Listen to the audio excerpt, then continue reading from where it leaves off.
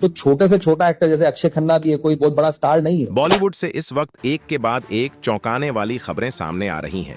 कभी अपनी शांत और संजीदा अदाकारी से पहचान बनाने वाले अक्षय खन्ना आज सुर्खियों के बिल्कुल अलग कारणों से चर्चा में हैं। क्या वाकई अक्षय खन्ना ने सुपरहिट फ्रेंचाइजी दृश्यम को अलविदा कह दिया है? आखिर प्रोड्यूसर मंगत पाठक ने उन्हें ऐसा कौन सा चैलेंज दिया जिसने मामला इतना बिगाड़ दिया? क्यों दृश्यम मंत्री के मेकर्स का गुस्सा अचानक अक्षय खन्ना पर फूट पड़ा? और क्या हालिया फिल्म धुरंधर की जबरदस्त कामयाबी उनके लिए वरदान बनने के बजाय विवाद की वजह बन गई है? साथ ही आखिर कौन था वो कुख्यात रहमान डकैत जिसके किरदार में अक्षय खन्ना ने मुंबई को दहला देने वाली परफॉर्मेंस दी?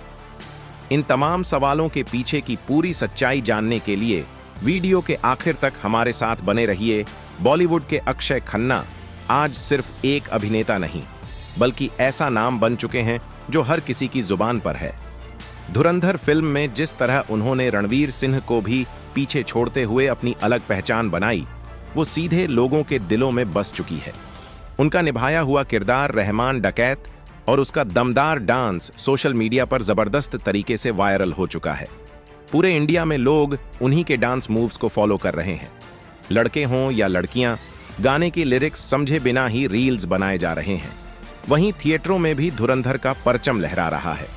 भले ही शुरुआत में फिल्म ने ज्यादा कमाई न की हो, लेकिन बाद में इसने ऐसी रफ्तार पकड़ी कि रुकने का नाम ही नहीं लिया। अब तक धुरंधर कई फिल्मों को पीछे छोड़ चुकी है। फिल्म 5 दिसंबर को सिनेमाघरों में रिलीज हुई थी और अब तक 1000 करोड़ से ज्यादा का कलेक्शन कर चुकी है। यही वजह है कि यह साल 2025 की सबसे बड़ी हिंदी फिल्मों में गिनी जा रही है।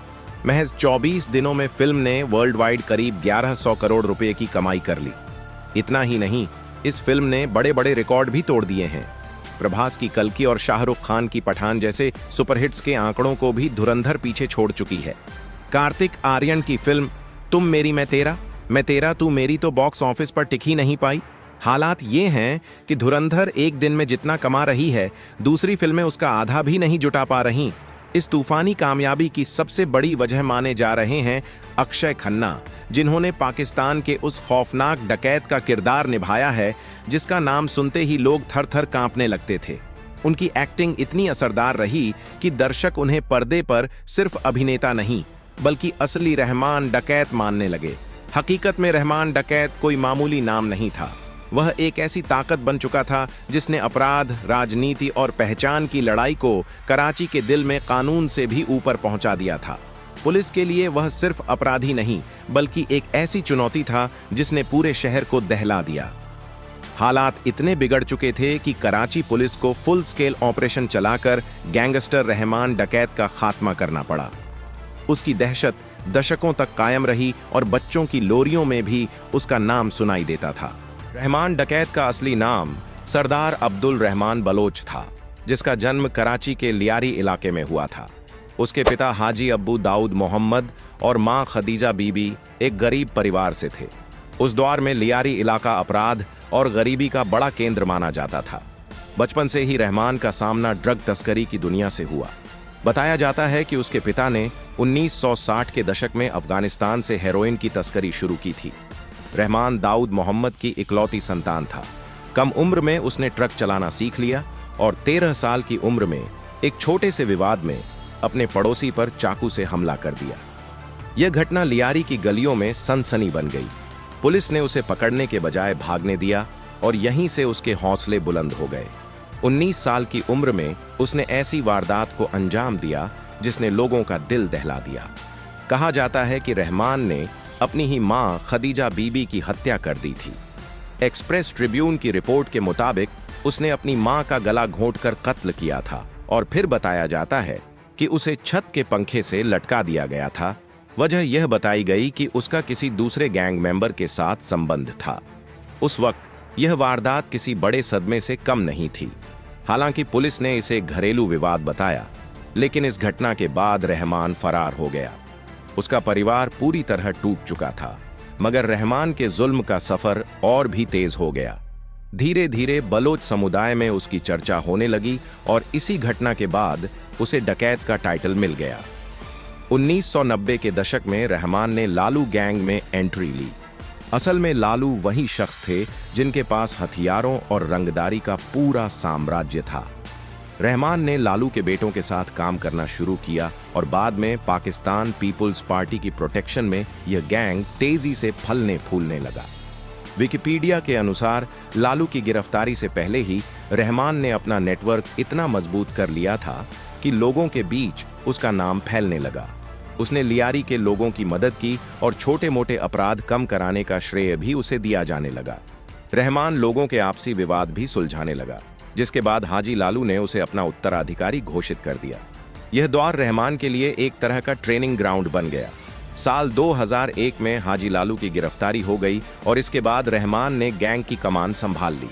उसने उजैर बलोच उर्फ बाबा लाडला को अपना करीबी बनाया और ट्रक ट्रेड को बढ़ावा दिया।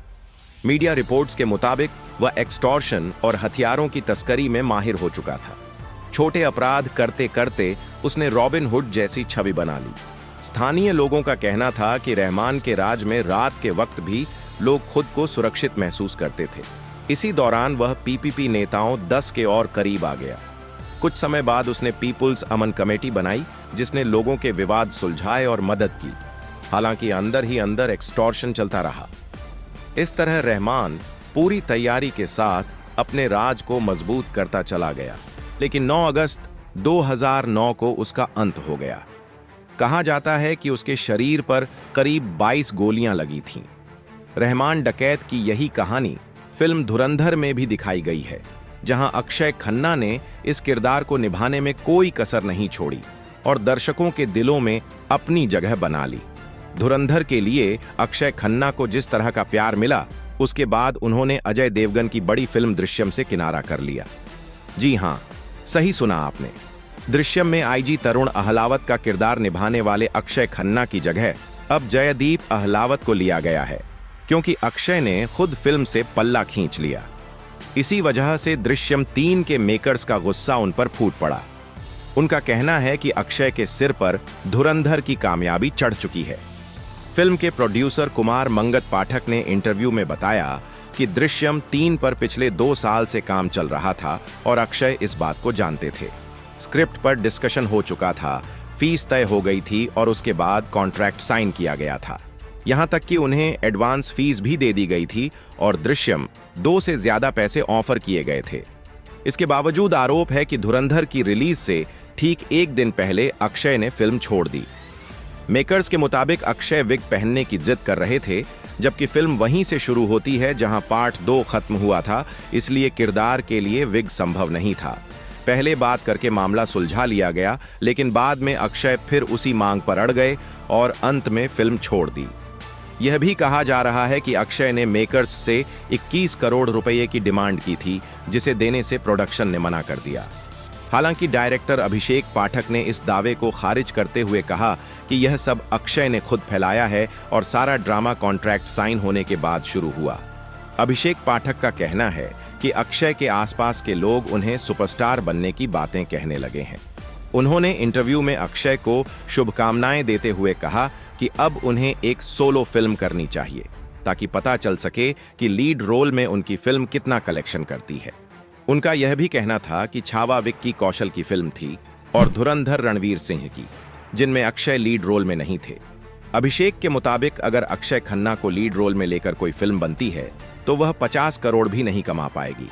उन्होंने यह भी कहा कि अक्षय के पास कोई जवाब नहीं है, इसलिए वह 21 करोड़ वाली बात फैला रहे हैं। इस पूरे विवाद के बाद उन्होंने अक्षय से बात करना बंद कर दिया है। वहीं जयदीप अहलावत को लेकर अभिषेक ने कहा कि वह न सिर्फ एक बेहतर अभिनेता हैं, बल्कि एक अच्छे इंसान भी हैं, जबकि अक्षय का व्यवहार काफी टॉक्सिक है। प्रोड्यूसर कुमार मंगत पाठक ने भी अपना गुस्सा जाहिर करते हुए कहा कि उन्होंने ही अक्षय के साथ सेक्शन 375 बनाई थी और उन्हें पहले ही अक्षय की टॉक्सिक एनर्जी को लेकर चेतावनी दी गई थी।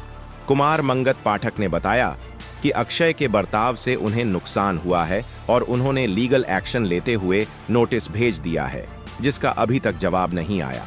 उन्होंने जयदीप अहलावत की कास्टिंग को कंफर्म करते हुए कहा कि दृश्यम एक बड़ा ब्रांड है और किसी एक एक्टर के होने या न होने से फिल्म पर फर्क नहीं पड़ता।